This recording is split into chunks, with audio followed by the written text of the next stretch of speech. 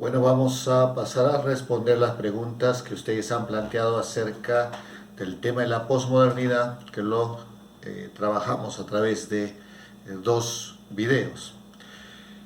Varias de las interrogantes ya las he respondido en los videos que luego he ido colocando en el aula virtual y que espero estén ustedes revisando. También algunas de ellas de alguna manera han sido absueltas en el audio que hice acerca de la escena final de Blade Runner. Pero de todas maneras vamos a volver a incidir en eso teniendo como base las preguntas que ustedes han indicado. En primer lugar, hay una duda sobre la existencia, digamos así, de la posmodernidad. ¿Existe algo en lo que se pueda llamar posmodernidad? Eso es un debate. O sea, no todos están de acuerdo en que la posmodernidad es algo realmente existente, ¿no? Empecemos por quienes creen que no es algo que exista, ¿no? Entonces, que exista ¿cómo? Que exista como una sociedad diferente a la que le antecede la modernidad. Entonces allí los principales críticos de esta propuesta de que hay una sociedad que ha muerto, que es la sociedad moderna, y una sociedad que ha surgido después de esta, que es la posmoderna, a la que se le llama de muy distintas formas, postcapitalista, por ejemplo, es un término que va a utilizar Peter Drucker, así como postindustrial, ¿sí? Les decía que una de las posturas más críticas respecto a esto es la del marxismo. Entonces, para el marxismo, en primer lugar, la modernidad es lo que llamamos capitalismo, lo que el marxismo llama capitalismo. Y para el marxismo, el capitalismo no ha terminado, no ha muerto el capitalismo, ya ha surgido algo después del capitalismo. Por tanto, seguimos en el capitalismo y en ese sentido podríamos decir que continuamos en la modernidad. Pero todas estas tremendas transformaciones que son evidentes que se están dando, ¿qué son entonces, no? Son cambios en la superestructura del capitalismo, ¿no? O sea, son cambios en la esfera cultural del mundo de las ideas del capitalismo. Y a estas transformaciones muy importantes, sin duda, constituirían parte de lo que el marxismo llama el capitalismo tardío. Pero no es el marxismo el único que critica que se pueda decir que existe una sociedad distinta a la anterior y que esta es la sociedad posmoderna. Hay quienes señalan que una de las características fundamentales de la modernidad es la autocrítica. La modernidad no se siente perfecta, como si se sentía la Edad Media, por ejemplo, ¿no? Y que creía que el futuro debiera ser la eterna repetición del presente. Por el contrario, la modernidad cree en el progreso. Y ese progreso solo se logra superando lo que existe en este momento, es decir, tener una actitud crítica respecto a lo que existe para plantear cosas que lo superen. Y entonces la posmodernidad, que pone en duda muchísimas cosas de la modernidad, en la práctica lo que está haciendo es criticándola. Y si la modernidad tiene como principio la crítica, ¿por qué habríamos de decir que esa crítica es otra cosa distinta a la modernidad? Podría ser la modernidad en sí.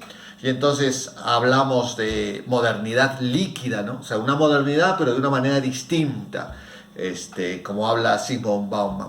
U otros utilizan el término de hipermodernidad, o sea, es una modernidad radicalizada, muy fuerte en sus aspectos críticos, pero sigue siendo modernidad. Bueno, pero el curso está planteado de tal forma que estamos aceptando, ¿no? Por cuestiones didácticas, porque cada quien decidirá si lo acepta o no, que la posmodernidad existe. ¿Cómo existe? Ahí está la otra cuestión, ¿no? Que el video de Darío indaga acerca de ello. ¿Existe como una corriente de pensamiento filosófico? ¿Existe como una forma de vida diferente a la que existía en la modernidad, sobre todo en los aspectos culturales, estéticos?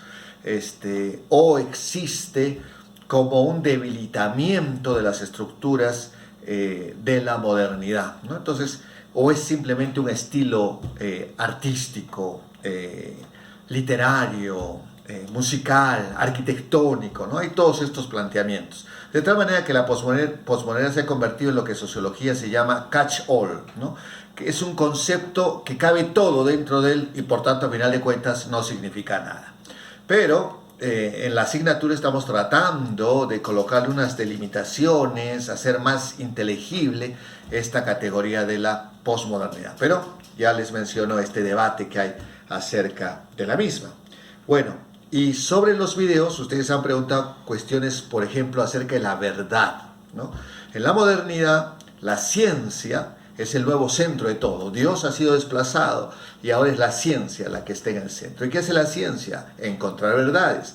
Pero la posmodernidad duda que la ciencia lo que halle sean verdades, sino que son simplemente formas de entender algo. Es decir, paradigmas. Que 1 más 1 sea igual a 2 no significa que 1 más 1 es igual a 2. Solo significa que estamos entendiendo de esa forma la unión de dos cosas. Porque una gota de agua más otra gota de agua no necesariamente son 2 gotas de agua. Podría ser un gotón y esa sería otra forma de entender las cosas. Si una cuestión tan básica como 1 más 1 es sometida a duda, imagínense pues todo el resto. Entonces, la ciencia no alcanza verdades, sino lo único que nos permite, lo que pone a nuestro alcance, son paradigmas, ¿no? Y entonces la verdad está puesta en duda, y entonces la verdad se construye, ¿no? Y esa verdad se construye desde muchos ámbitos. En las sociedades que vivimos actualmente se construye básicamente desde los medios de comunicación, pero cualquier periodista, cualquier científico de la comunicación sabe que la noticia es construida. La noticia no es el hecho, sino es una narración del hecho. Y cuando uno narra un hecho, está construyendo el hecho.